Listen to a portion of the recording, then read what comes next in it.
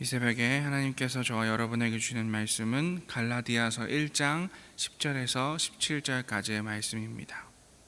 제가 받도록 봉독하겠습니다. 이것은 하나님의 말씀입니다.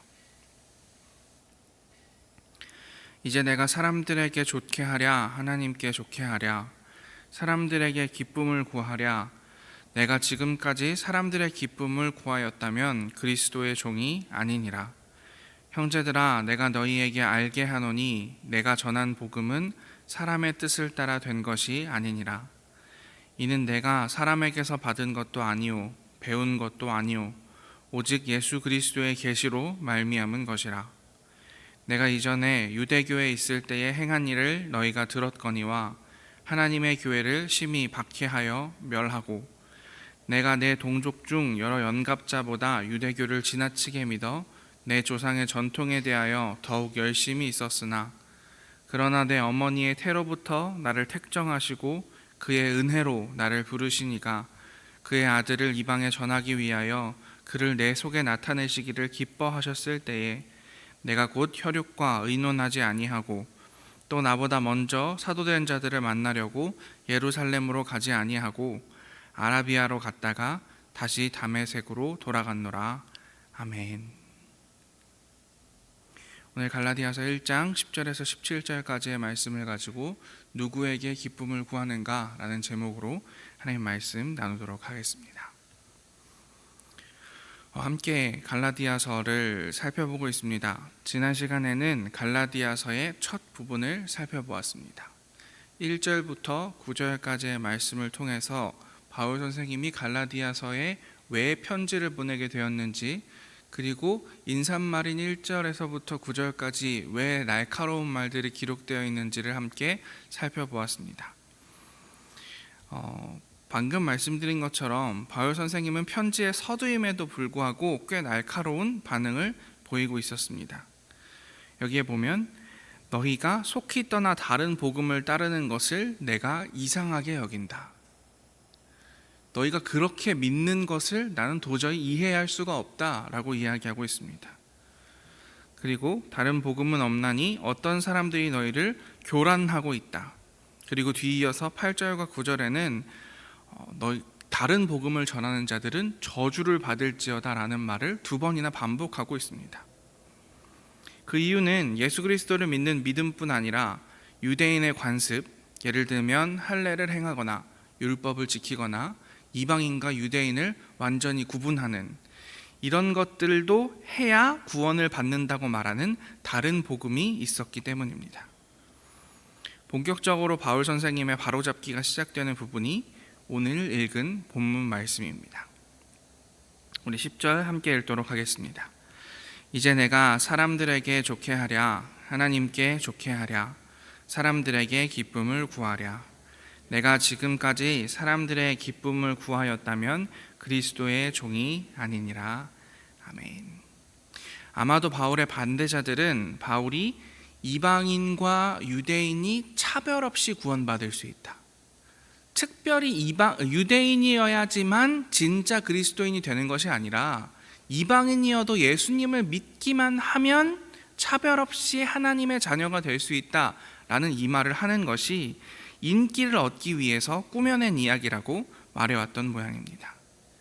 이방인으로서 예수 그리스도를 믿기로 한 사람들에게 할례를 받게 하지 않은 것은 더 쉬운 복음을 제시함으로 인해서 사람들을 기쁘게 하려는, 사람들에게 인기를 얻으려는 속임수였다고 생각했을 것입니다. 그러니 바울은 예수님의 직계제자도 아니었고 다른 사도들이나 교회 지도자들에 비해 어떤 기반을 가지고 있지도 않았습니다. 사람들에게 사랑받기 위해 사람들이 듣고 싶어하는 말을 하는 사람이라고 바울을 비난했던 모양입니다. 생각해 보십시오. 너희가 구원을 받으려면 예수 그리스도를 믿는 것뿐만이 아니라 할례도 받아야 하고 유대인으로서 지켜야 되는 모든 율법도 다 지켜야 하고 이방인으로서 하던 모든 것들을 버리고 더 어려운 일을 해야지 진짜 그리스도인이 된다 라고 본인들은 생각하고 있는데, 바울이라는 사람이 나타나서 아니야, 그렇지 않아. 중요한 것은 예수 그리스도를 믿는 그 믿음뿐이야. 예수님을 믿기만 하면 이방인이든 유대인이든 누구나 구원받을 수 있어 라고 이야기하니 이들은 저 사람 인기에 영합해서 요즘 말로 하면 포퓰리즘적 복음을 이야기하고 있구나 라고 비난했다는 것입니다. 하지만 바울은 자신이 그런 사람이 아니라고 말합니다.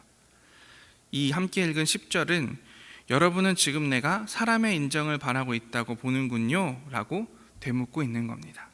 내가 사람들을 좋게 하려고 이 일을 하는 것 같습니까? 아니면 하나님을 좋게 하려고 일을 하는 것 같습니까? 사람들에게 제가 기쁨을 구할 일이 있습니까?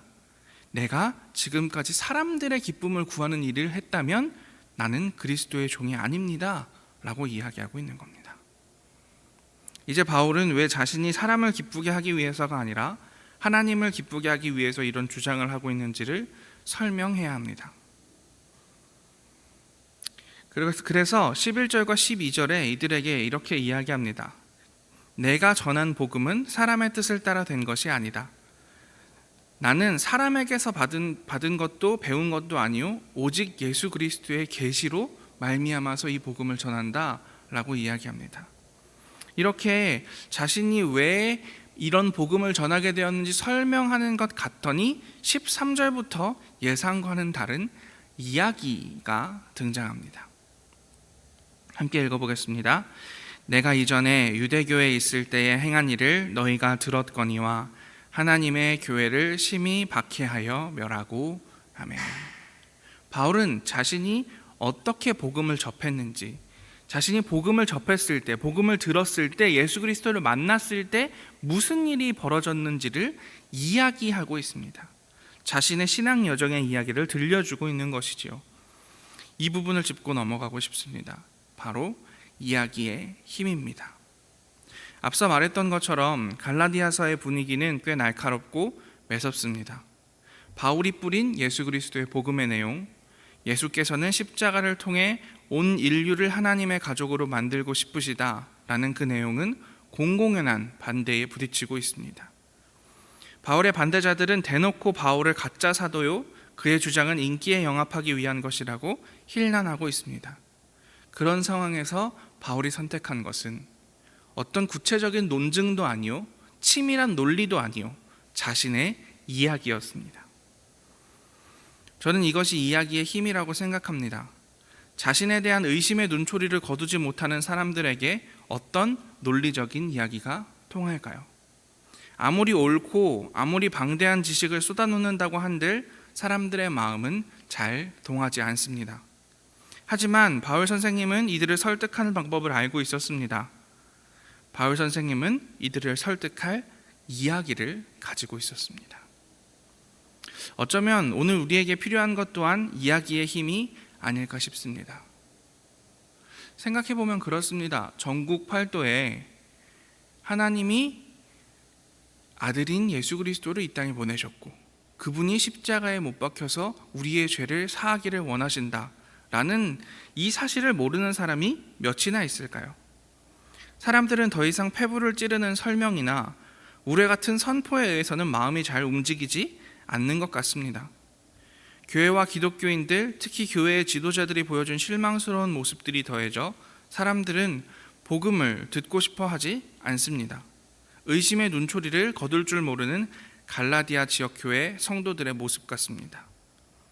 이런 이들의 마음을 녹이고 있는 것은, 이들의 마음을 여는 것은 이야기입니다. 그렇다면 그 이야기는 어떤 이야기여야 할까요? 무슨 이야기를 해야 이 강팍한 사람들의 마음이 열릴 수 있을까요? 바울 선생님의 이야기를 들어보도록 하겠습니다. 14절과 15절 함께 읽습니다. 내가 내 동족 중 여러 영갑자보다 유대교를 지나치게 믿어 내 조상의 전통에 대하여 더욱 열심히 있었으나 그러나 내 어머니의 태로부터 나를 택정하시고 그의 은혜로 나를 부르신 이가 아멘. 바울은 먼저 은혜에 대해 이야기합니다. 자신이 얼마나 유대교의 열심이었는지를 먼저 말하던 바울은 이야기를 갑자기 확 꺾어버립니다. 나는 열심히 믿는 사람이었지만 나에게 변화가 있었다고 말합니다. 그리고 그 변화는 하나님의 은혜, 심지어 태어나기 전부터 자신을 선택하고 불러주신, 어머니의 태로부터 나를 불러주신 그 은혜가 나를 변하게 했다. 그 은혜가 나의 부르심의 시작이었고 그 은혜가 나의 복음의 시작점이다 라고 이야기하고 있습니다. 우리 16절과 17절 또한 함께 읽도록 하겠습니다. 그의 아들을 이방에 전하기 위하여 그를 내 속에 나타내시기를 기뻐하셨을 때에 내가 곧 혈육과 의논하지 아니하고 또 나보다 먼저 사도된 자들을 만나려고 예루살렘으로 가지 아니하고 아라비아로 갔다가 다시 다메섹으로 돌아갔노라. 아멘. 은혜에 대해서 이야기한 바울은 뒤이어 광야로 간 이야기를 합니다. 아라비아로 간 이야기를 합니다. 이제껏 믿어온 하나님에 대한 자신의 신념과 하나님의 은혜가 부딪히는 지점에서 깊이 자기 자신을 들여다본 이야기, 사람들에게 인정받고자 하는 욕구로 사람들을 괴롭히고 감옥에 잡아넣고 교회를 파괴하던 사울이라는 삶과 그 이름에서 벗어나 교회를 세우고 사람들을 살리는 바울의 삶과 이름으로 나아가기 위한 철저한 자기 부정의 시간, 하나님의 은혜에 자기 자신의 의를 온전히 복종시키고 오롯이 하나님 앞에 자신을 드리는 시간, 아라비아 시내산에서의 시간을 말하고 있습니다. 그리고 아마도 이 이야기들이 갈라디아 교회의 사람들의 마음을 돌려놓았을 것이라고 생각합니다. 오늘날 우리에게도 이와 같은 일들이 있었으면 좋겠습니다. 먼저 우리가 누구를 기쁘시게 하기를 원하는지 생각해 보았으면 좋겠습니다. 어쩌면 우리는 바울처럼 진정한 복음을 말하는 사람들이 아니라 사람들이 듣고 싶어하는 말을 하는 사람들이 아닐까요? 그래서 사람들에게 사랑받는 것에만 관심이 있는 사람들은 아닌지 생각해 보았으면 좋겠습니다.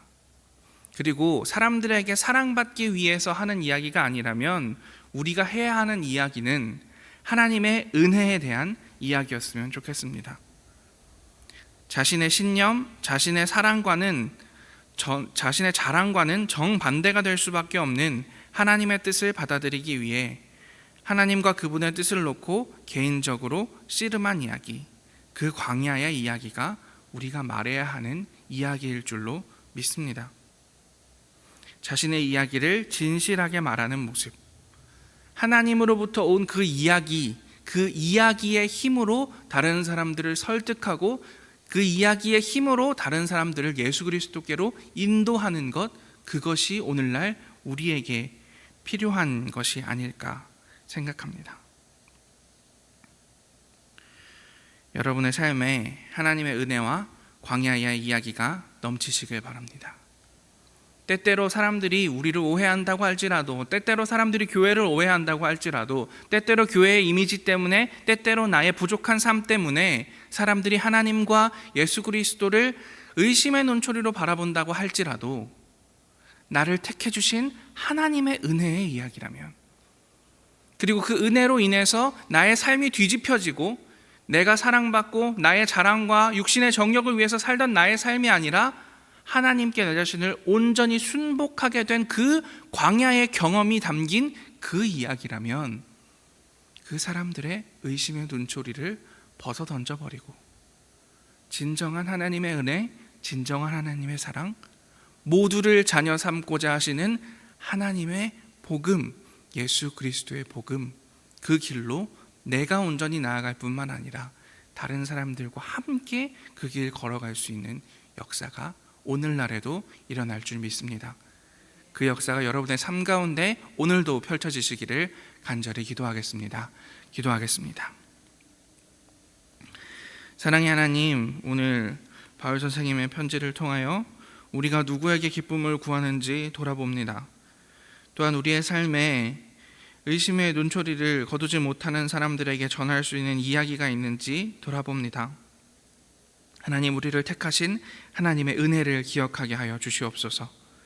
그리고 또한 그 은혜로 인하여서 나의 삶을 하나님께 순복시킨 경험이 있는지 돌아보게 하시고, 그 경험이 나의 이야기가 되어 사람들에게 전달될 수 있도록, 그러한 사람을 살리고 교회를 세우는 바울 선생님의 삶이 우리의 삶이 될 수 있도록 인도하여 주시옵소서.